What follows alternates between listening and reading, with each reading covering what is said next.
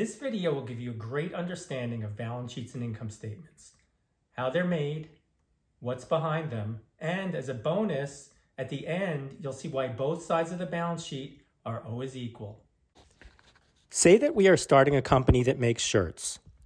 The company's going to have to buy sewing machines, it's going to have to buy fabric, and then it's going to create the shirts and sell them to a store. These are the 8 transactions I'm going to go through. Each transaction will result in a pair of offsetting entries. You'll see how each entry appears in the balance sheet and income statement. For the first transaction, you deposit $3 million into the company's bank account.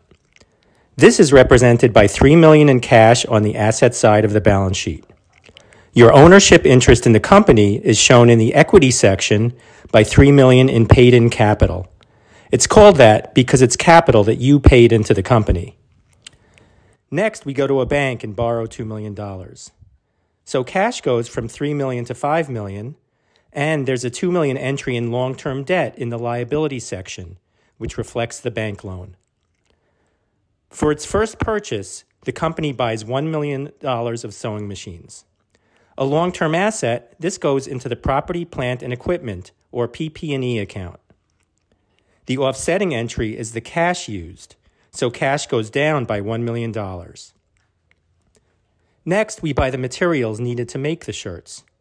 We're going to buy $1.2 million worth of fabric with 30-day terms, meaning we don't have to pay for 30 days. The fabric is shown as $1.2 million worth of inventory. Since we haven't paid cash for it, the cash account is unchanged. The offsetting entry is accounts payable, which shows that we owe the fabric vendor $1.2 million. For the next transaction, we're going to take all the fabric that we bought, turn it into 200,000 shirts, and sell those shirts for $10 each.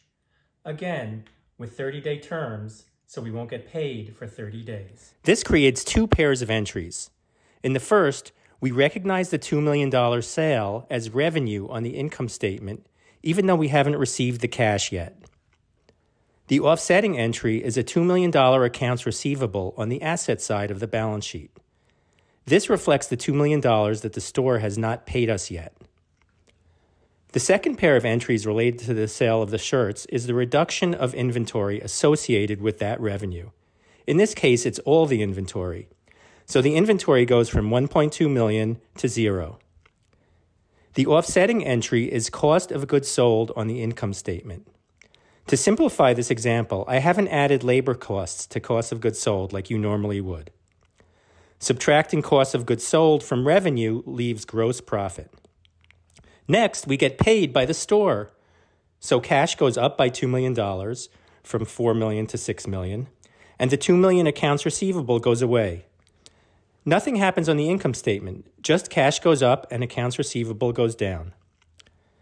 Now we pay the vendor that we bought the fabric from their $1.2 million.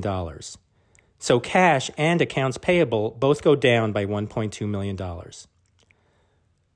For the last transaction, we pay $300,000 for advertising. This goes into the income statement as a selling, general, and administrative, or SG&A expense of $300,000, offset by a reduction of $300,000 from cash. Here's the crucial part. The bottom line on the income statement, net income, flows through into retained earnings on the balance sheet.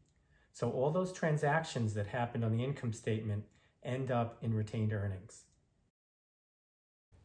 Now that the balance sheet and income statement are complete, you can see that both sides of the balance sheet are equal. Every pair of entries either affected both sides of the balance sheet in the same way, such as getting a loan to raise cash, or they offset each other on one side, such as using cash to buy inventory. Each entry was either made directly on the balance sheet or indirectly by flowing from the income statement into retained earnings on the balance sheet. So that's why both sides of a balance sheet are always equal. That's it. I hope this video gave you a greater understanding of balance sheets and income statements. If you like this video, please hit the like button and subscribe so that you get all future updates. Thanks for watching.